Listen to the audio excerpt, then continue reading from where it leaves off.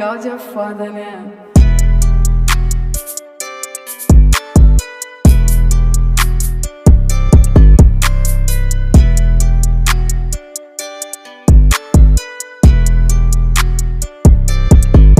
Okay, so this video right here is based on the oil change and a radiator flush. I got everything I need. In the book, it said you need 4.7 gallons to fill up your radiator after reflushing it. This what goes in it. It's the Dex Cool compatible for GM 50/50 ready. I got 4 gallons. I also got the fail safety thermostat. So therefore, if it ever fails in an open position, it won't close, and therefore your vehicle won't run hot. Because if it close in the close, if it stay locked in the closed position, it end up running hot. So this one I rent with the GMC. No part numbers or everything. So I always know that. And that's what I got for the cooling. And then as far as my oil, I always go with full synthetic Dex OS1 generation approved, generation 1 5W30. You need actually 6. You need 6 quotes, so you need to get a whole full quote, and then you get a 1 quote, and it makes it 6. Fill the oil. I got my gloves, and this is the oil filter I'm going on with the 10,000 mile STP. If you go with AutoZone with the oil filter and oil, they give you the air filter for free. So that's the part number. Part numbers always be knowing what you're gonna use. The air filter part number as well. So let's get it. So I got everything I need for the radiator flush. I'll be explaining what I'm doing with that. I got my thermostat. I got my oil, so I'm gonna change the oil first, and then I'm gonna do the radiator flush. And I'm gonna show you everything, like where the drain plug at, and what I'm gonna flush out with the hose, the water hose. And then after I do that much, I'm gonna go back over the book. Oh, pause for a second. I recommend you always get a Haynes vehicle book for your vehicle, because what this is, like, if you're trying to be self-handed with your own self, work on your own vehicles, man, step by step, they give a breakdown explaining what you need to do, what the specs are, and a book like this is very key. So like I said, I'm going with the right coolant. When I got my vehicle, before I knew what coolant was, it was wrong. It been green, being the regular coolant. But for this one, you probably had the Dex, that's the orange. So over here, it's supposed to be a hose right here, but I don't see it.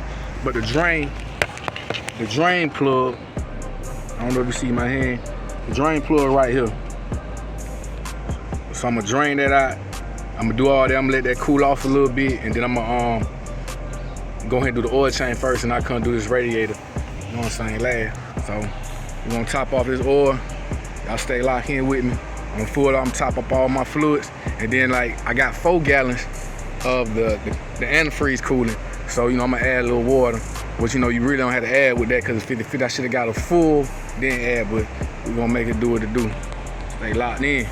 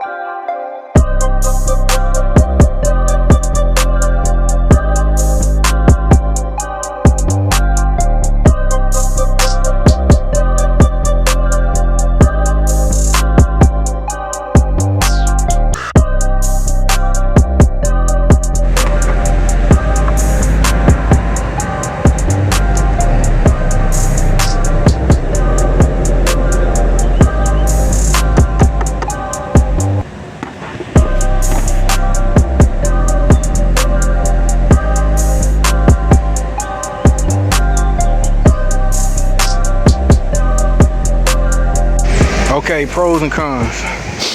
With the fail safety thermostat, I gave y'all the part number.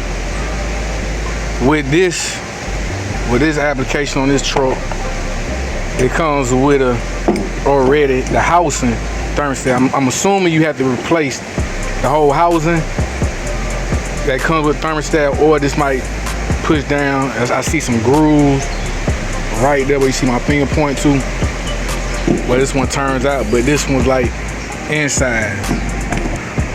I'm sorry. So it go like that.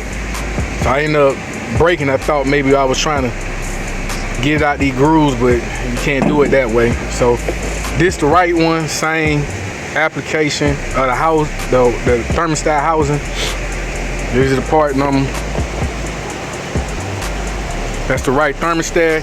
And I also made a mistake on the with the oil filter. Dude gave me the wrong filter. This is the right one, because this is what came off the truck I already had on the for the 10,000 mile, the extended life, the S3506XL versus that other one. And the part number, that is the part number. So I got the right right oil filter, right thermostat housing, part number. I gotta get my money back off this. They don't go for my application, but I think they had a universal one where you could have went with this setup, but it was just best go back with what came off the truck. So it is set up about to put in. I know I ain't show all the video, kind of keep my tail a little bit. Had a setback between, had to go get the right filter, run around for that. The hose I had to take off for this. You know, just a bunch of things. So I'm about to try to get everything done before I run out of light. Stay locked in. When putting the drain plug back in, if you stand in front of the bumper, excuse me, from my direction, it's clockwise that way. Righty tighty, loosey. No, it's righty tighty, lefty loosey. Going from this way clockwise that way.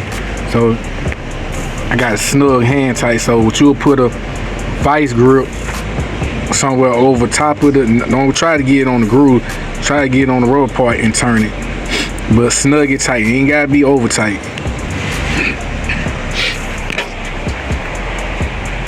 When it comes to the housing, from the old gasket seal, if you got a blade, something similar like this, try to clean all that old gasket off and reply with new thermostat gasket around the housing. So therefore it's secure seal. It comes with a rubber seal already in it. So another thing, what can go wrong will go wrong. I went ahead and go get me some of these clamp holes, because the old clamp that's on there like this, man, that shit whooping my ass. When I tell you, boy, it takes forever to get this stuff on there. It takes forever to get on there. So it's best going to get you some clamps and, you know, position them where you can always get your screwdriver in a flathead or Phillips and just make it easy. So call like $4.99. Boy, now I might go put the holes on here, because I don't have some mislaps today. Wrong oil filter to the right oil filter. Wrong thermostat to the right thermostat. The housing from the original look like this. I should just flush it out, man, not worried about the thermostat, but I was having a sensible shame, but the cooling temp was going back. Sometimes that'd be 9 times the thermostat though. But got me a light, also got me some fuel injection. Don't hurt, anytime you change the oil, ain't nothing wrong, get you a little Lucas injection cleaner. Clean out, change kinds of light for a tune-up, but they had two for $9.99. Try to go and get it wrapped up, man. I'm pushing dark, man. I had too many mislaps. This supposed to been probably about an hour job. So this is what one of the old hose clamps, they look like these right here. If you can replace these with these, it'll save your life. And like I said, always position them where you can get your flathead in there and make the job easy, because I was struggling trying to get this one in this confined space to the bottom radiator hose. So man, I wasted about 35 minutes, man. About almost 40 trying to get that on here. So I'm gonna go ahead and put this on here. Got it all put on there. So for me to had get to that hose and tighten down, I had to remove my air filter, which is right there. You just easy just pull them up and snap it back down. So I'm about to hook all that back up too. So I'm putting on the air filter back. I'm gonna put the intake hose back. We'll sit over there.